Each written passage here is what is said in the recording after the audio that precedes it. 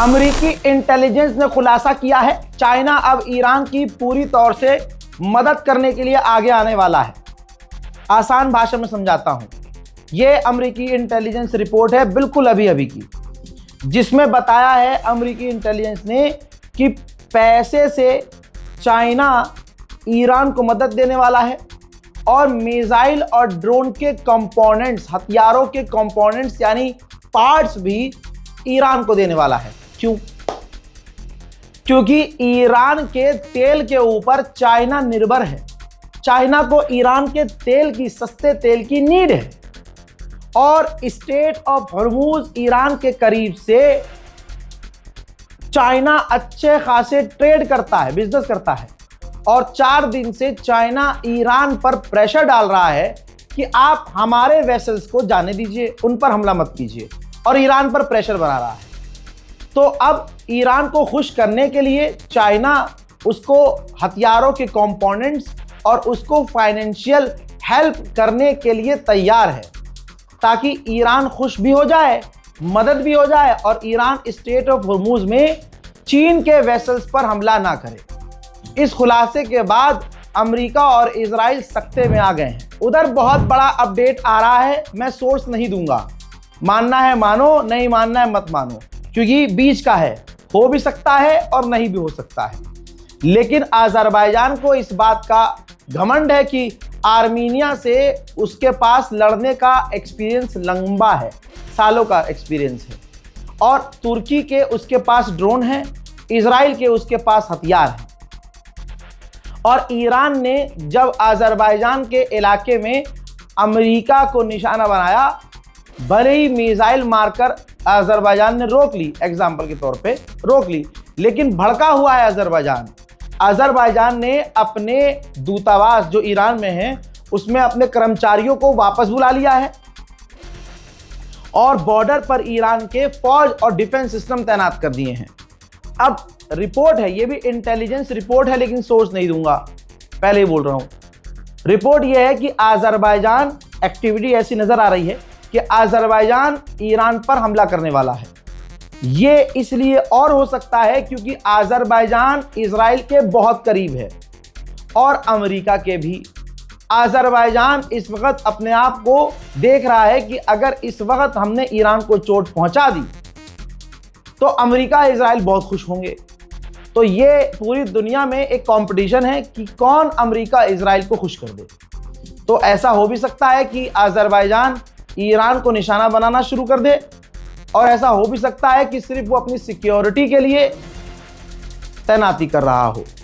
लेकिन खबर यह है कि हमला करने की तैयारी में है अज़रबैजान। अब मेरे पास जो रिपोर्ट है, उस रिपोर्ट के अनुसार अज़रबैजान ने अज़रबैजान के अंदर से IRGC के कुछ लोगों को गिरफ्तार किया है। ऑफिशियल रिपोर्ट नहीं है, मेरे पास खबर है, लेकिन जो खबर सोर्स के साथ है जो मैं दिखा सकता हूं वो ये है। अज़रबैजान ने खुद ऐलान किया है कि हमने ईरान के लिए जासूसी करने वाले 3 से 4 लोगों को अज़रबैजान से ही गिरफ्तार किया है, जो ईरान के लिए जासूसी कर रहे थे। वहां इराक के अंदर कताइब हिजबुल्लाह ईरान का समर्थक संगठन है। अमेरिका की फौज और कताइब हिजबुल्लाह के बीच में जमीनी जंग चल रही है और गोलीबारी दोनों के बीच तड़ाके से हो रही है।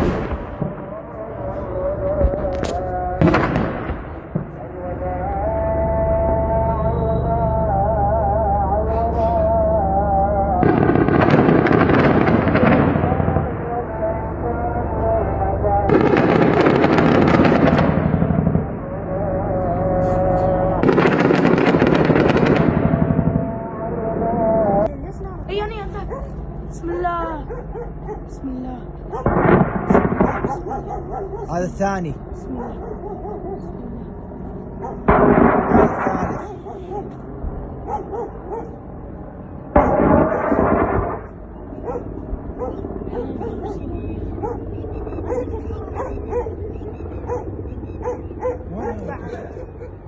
Bak. Orada.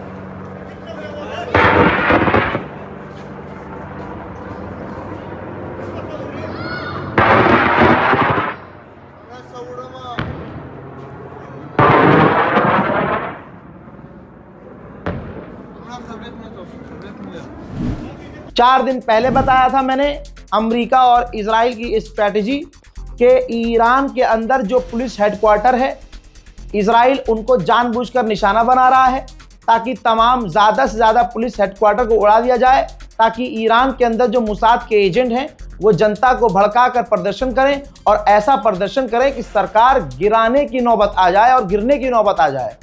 और उन प्रदर्शनकारियों को रोकने के लिए मोहल्ले में, इलाके में, एरिया वाइज जो पुलिस हेडक्वार्टर होते हैं वो हो ही ना।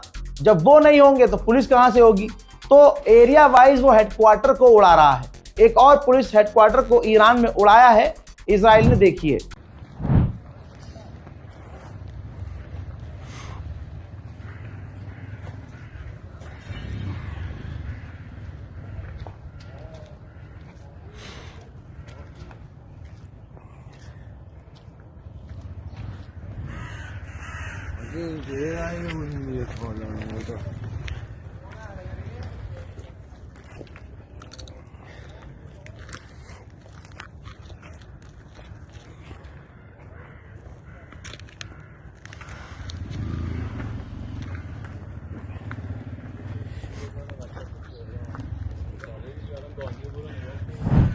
जो ईरान में रहकर पाकिस्तानी इन्फ्लुएंसर्स ईरानियन प्रोपेगेंडा एक तरफा चला रहे हैं, उनके मुंह पर तमाचा ये है कि ईरान में अलग अलग जगह पर हमले हो रहे हैं।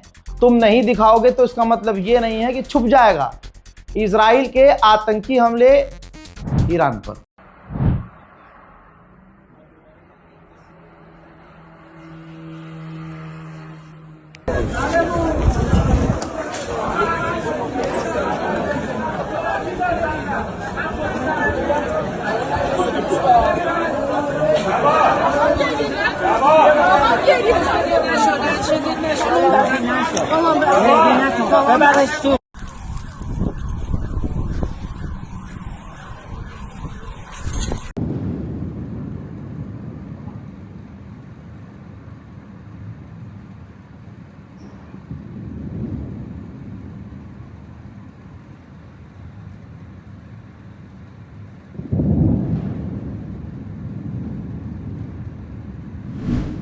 मामला यह है कि जिन इलाकों में ये इन्फ्लुएंसर्स ईरान में रहने वाले लोग जो वीडियो बना रहे हैं कि यहाँ सब सही है, यहाँ सब सही है, वहाँ हमले नहीं हो रहे हैं।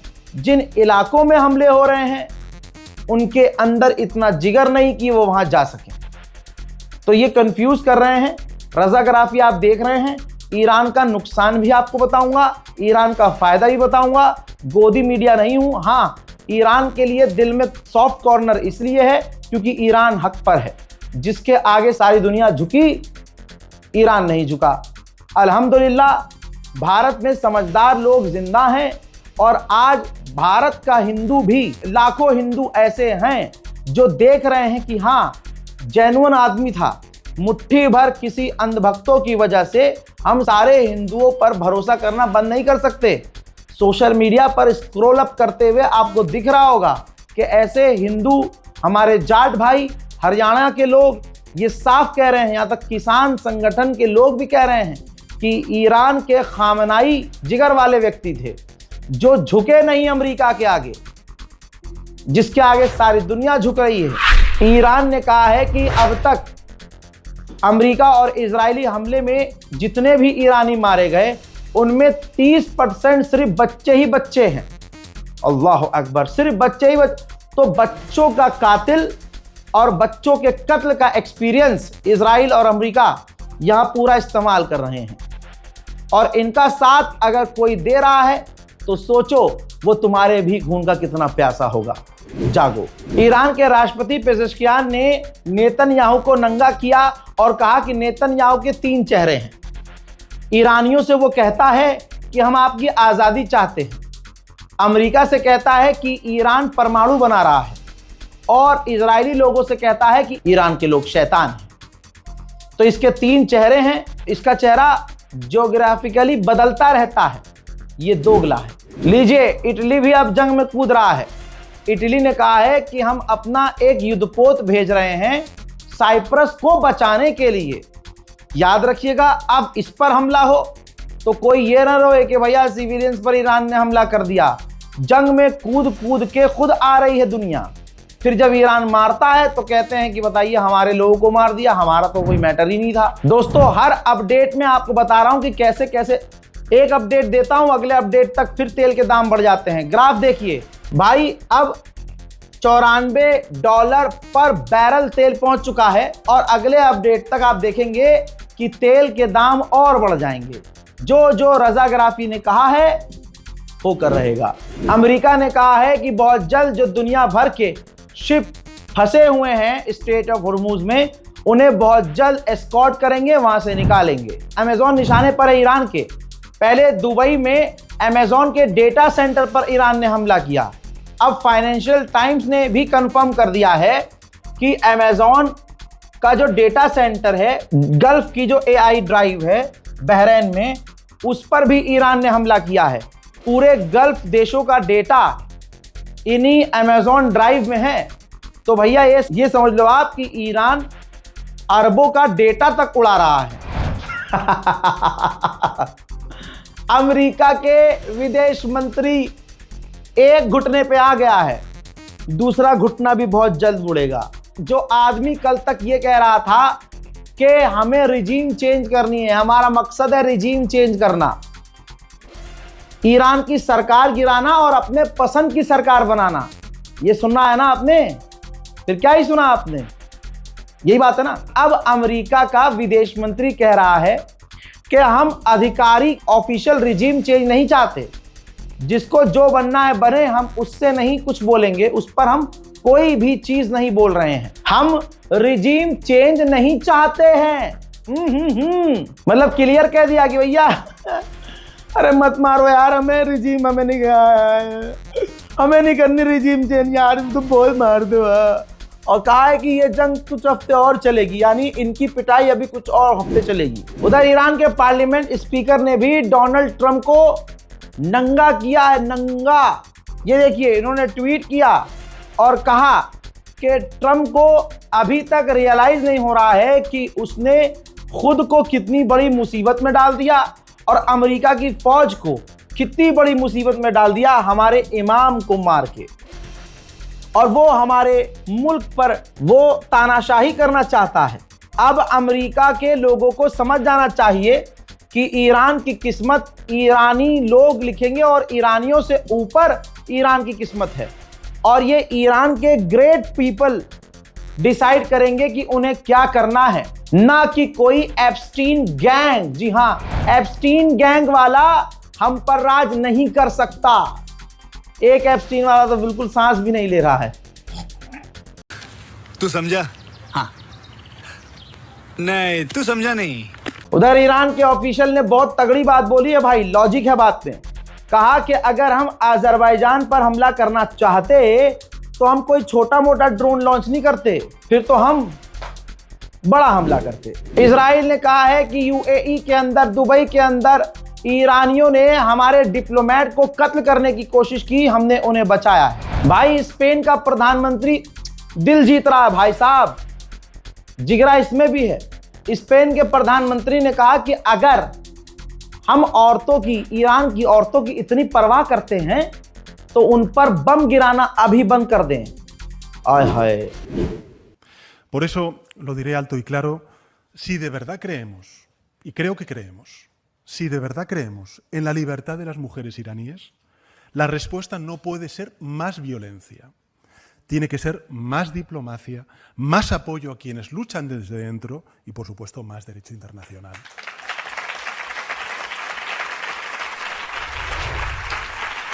सोचिए दोस्तों, बात कितनी लॉजिकल है।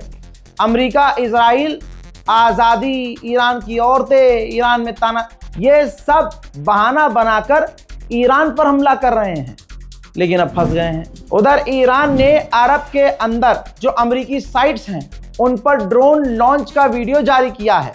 पहला तो सबूत दे दिया, दूसरी मेरे मन की बात सुन जाइए। जो अमेरिका, इजराइल कह रहे हैं कि वो ड्रोन लॉन्च नहीं कर पा रहा है, तो फिर ये क्या लॉन्च कर रहा है, देखिए।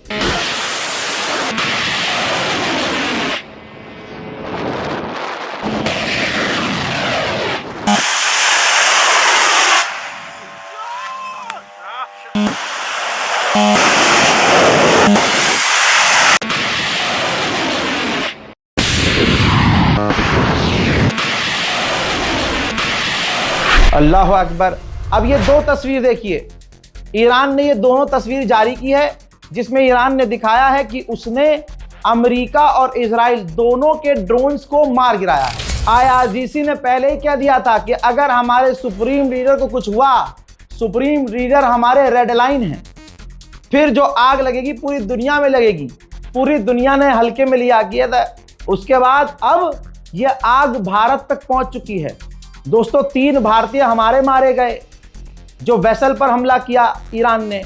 और उधर पाकिस्तान में अभी अभी खबर आ रही है कि 20% डीजल और पेट्रोल के दाम बढ़ गए हैं। एक आध खुलासे तो भाई हम भी कर सकते हैं, इतना तो यकीन कीजिए आप, हमारी भी सैटेलाइट पर नजर है।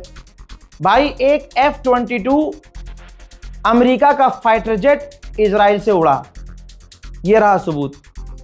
इजराइल से उड़ा भाई, अमेरिका का F-22 इजराइल से उड़ा और उसने अपना ट्रैकर बंद नहीं किया और वो सीधा सऊदी अरब उतरा। इसका मतलब यह है कि सऊदी अरब की ज़मीन और हवा का, एयर स्पेस का इस्तेमाल सऊदी अरब इजराइल को करने दे रहा है ईरान पर हमला करने के लिए। बताइए अब क्या सबूत चाहिए। ईरानियन ऑफिशियल से मेरी रिक्वेस्ट है, ज़रा ध्यान दीजिए।